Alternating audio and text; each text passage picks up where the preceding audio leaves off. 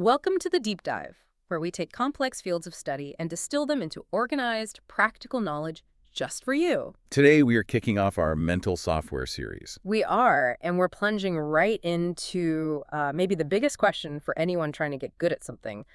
How do we actually acquire a physical skill? We're looking at the architecture of how we learn. It's the study of skill acquisition, and it's really the absolute foundation of performance science. When we look at your sources, we're trying to solve one central mystery. Which is? How does a fleeting moment of competence, a flash in the pan, turn into a reliable, permanent, expert skill? That is the crucial distinction, isn't it? Because we've all been there. What looks good in a training session just evaporates under pressure. So we have to start by defining what we're actually aiming for. Right. We have to differentiate between learning and performance. Yeah. So performance is that temporary showing, the display of skill you have right now. It's immediate, it's observable, but it's unstable. It's Tuesday's perfect tennis serve that's just gone by Wednesday morning. Exactly. Learning, on the other hand, is different. The definition is a relatively permanent change in behavior that results from practice. Okay, so our whole mission today is to understand the pathways, the blueprints, the mechanisms that guarantee that permanent change. And that's how you get to effective, consistent performance in any physical activity you choose. Okay, so let's unpack the initial, it's the most fundamental approach to building that permanence, the behaviorist foundation. This takes us way back to B.F. Skinner and operant conditioning. Operant conditioning is really where we start building reliable habits. It focuses entirely on manipulating the environment and the consequences of an action. So it's about shaping behavior. It is. It's shaping behavior by using external feedback to modify what the athlete is doing. It often requires a lot of, trial and error until the desired response finally shows up. So the coach or the instructor is kind of acting as the primary controller, right? They're managing the inputs until the system, the body, produces this reliable output. That's the key mechanism. It's all about establishing a strong stimulus-response bond. We call it the SR bond. And that's just an automatic link between a cue and an action. A reliable automatic link. The stimulus could be a sudden move from an opponent or a starting pistol, and the response is the desired action. Strong habits are just strong SR bonds. And the tools used to strengthen or weaken that bond are actually surprisingly clear-cut. They are. To strengthen the SR bond, you use positive reinforcement. That's the familiar one. A reward, praise, some kind of acknowledgement after a successful action. Simple enough? But you also use negative reinforcement. Now, this one is often misunderstood, but its goal is also to strengthen the bond. Okay, give us a really clear example of that. Negative reinforcement is the removal of an unpleasant stimulus when the desired action happens. So imagine a conditioning drill that the whole team just hates. Yeah. The coach says, if our team can successfully execute 5 clean offensive sets in a row, we stop this horrible drill immediately.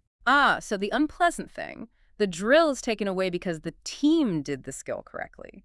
That reinforces the correct action. Precisely. It makes the correct action desirable just to escape the pain. And then, conversely, you have punishment, which is used to weaken an undesirable SR bond by applying an unpleasant consequence when the wrong thing happens. Okay, that sounds like a really powerful system for teaching basic closed skills. Learning the consistent timing of a free throw or the exact grip needed in weightlifting where the environment is stable. But here's my challenge. Go on. Doesn't relying purely on external reinforcement risk creating a kind of dependence on the coach? Where's the self-correction? That's the critical insight you have to take away from this. Sure. While behaviorism is superb for rote repetition and stability, it trains the action. Yeah. But it doesn't train the intelligence behind the action. So if the environment changes or if the learner is suddenly alone? They lack the tools to adapt. They're just waiting for that external feedback. That leads us perfectly to where learning has to split. If the habit, the SR bond, can't handle complexity, the learner needs to switch tactics. They need either internal intelligence or high-fidelity external copying. Exactly. Once we move beyond basic fixed habits, we're in the world of complex problem solving. The cognitive theory, which comes from the Gestalt approach, pushes learners toward understanding the whole task first, what we call whole practice. Not breaking it down into tiny, disconnected pieces. Right. And the reason seeing the whole task is so essential for complex learning is because the goal is insight learning. That sudden internal aha moment. Yes, the rapid understanding of the relationships between all the different parts of a complex problem. You suddenly grasp the why. You don't just know how to swing the bat. You understand why changing your foot placement affects your power and your bat angle. So this is what separates a tactician from just a technician. In a team sport, insight learning is what allows an athlete to face a brand new defensive formation and Yeah. immediately figure out a successful counter strategy on the fly. They don't just execute the play. They understand the tactical geometry. Mm. Meanwhile, the second pathway, running parallel to insight, is observational learning. This is Bandura's social learning theory. It's the incredible human capacity to learn by copying, by modeling performance they see in others. It's the structured path to imitating excellence. And for that modeling to actually stick and lead to learning, not just a temporary attempt at copying, Bandura identified 4 necessary elements, and they have to happen in sequence. The process starts with attention. The learner has to focus intensely on the model and the key details of the demonstration. Without that initial focus, nothing else really follows. And attention alone isn't enough. You've got to store the information. That is retention. The learner has to successfully remember and rehearse the demonstration mentally. This is about converting that visual input into a cognitive blueprint. Okay, so you've paid attention, you remember it, then comes the physical step. Motor reproduction. Even if you watch perfectly and you remembered perfectly, you have to possess the physical capability to actually copy the action. Right. If a novice golfer watches a pro drive 300 yards, the mental blueprints might be perfect, but their physical apparatus might just not be capable of it yet. And finally, the ultimate drive, the spark that guarantees the action, happens in the first place. That's motivation. The learner needs that internal drive, the rewards, the incentives, the simple desire to perform the skill once they've seen it modeled. If they see no value in it, the learning just stops, no matter how perfect the attention or retention was. That comparison is really powerful. We've established that complex skills require us to move beyond that rote SR bond into either, high-level internal strategic understanding gestalt or structured imitation backed by drive, which is Bandura. They're complementary forces. You can teach basic technique through imitation, but you need insight to adapt that technique when conditions change, like, say, managing a heavy headwind in a cycling race. So now the brain has decided what to do, either through conditioning, insight, or modeling. We have the plan, so how does the body actually execute the skill? We need the system for generating and controlling the movement itself. Well, that system starts with the motor program. You should think of this as a generalized series of movements, a pre-written script that's executed in the correct order. It's basically a series of subroutines stored in your long-term memory. So if I decide to hit a baseball, the motor program is that entire sequence. The foot shift, the hip rotation, the arm extension, all of it preloaded. Precisely. And the execution is achieved by sending a set of nerve impulses to the muscles.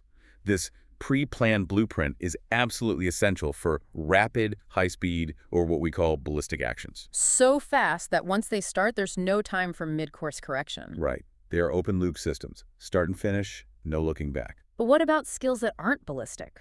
Slower, more controlled movements like balancing on a narrow beam or steering a car, they require constant, real-time modification. How does the body adjust that blueprint mid-flight? Okay, that's where the information processing loop comes in. It acts as the key to real-time control and modification. This system is the closed-loop mechanism, constantly taking in information and updating the action. Let's walk through it. Let's use the analogy of catching a surprise object thrown at you. Walk us through the steps of the loop. Okay, first is the display. The ball suddenly appears in front of you. That visual information is registered by your sense organs, your eyes. This leads to perception. So your brain registers that the object is small, it's fast, and it's coming right at your face. Yeah, perception is interpreting that sensory data. Next is decision-making. Your brain quickly selects the right motor program. Catch it. This decision is then sent via the effector mechanism, the nervous system carrying the impulse to the muscles in your arms and hands. And the result is the response. Your arms rapidly shoot out. Yes, the catch happens. But the real magic is the final step, because that's what allows for immediate adjustment if the catch was, say, a bit messy. And that's feedback. That's feedback. It's the critical adjustment mechanism that closes the loop. It immediately tells you how successful the movement was, which then feeds back into the decision-making stage for the next time. If you miss slightly to the left, that feedback ensures your brain adjusts the programming. Let's focus on that feedback, because that really is the currency of learning. We need to categorize the different types. We can distinguish them by source, timing, and content.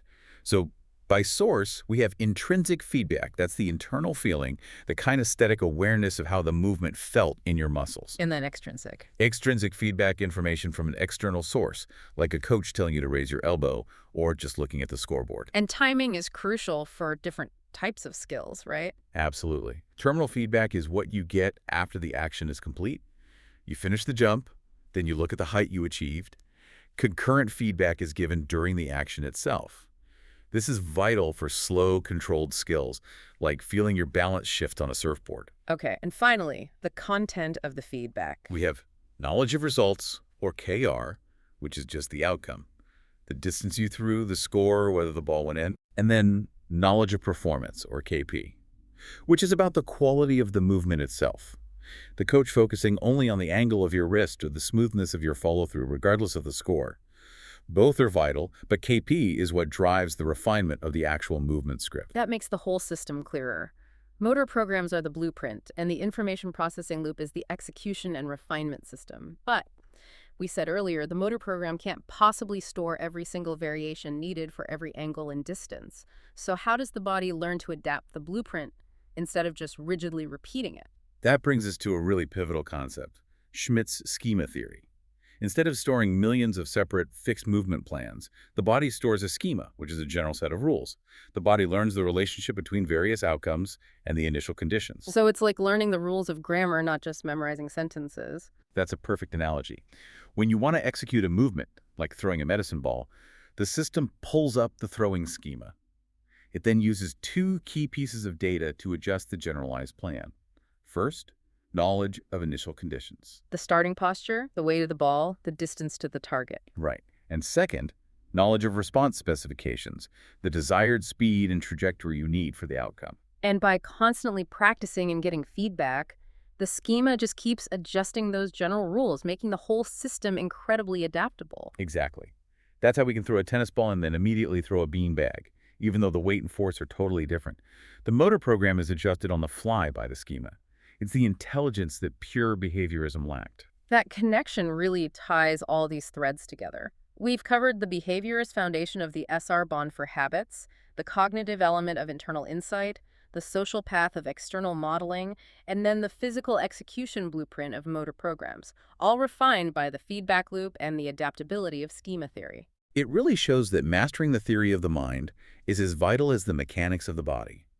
Explore the full learning lab at revisedirect.com. Before we sign off, we've laid out the models for how we learn, but now you need to apply it. The next layer of complexity is practice structure. Think about two fundamental contrasts.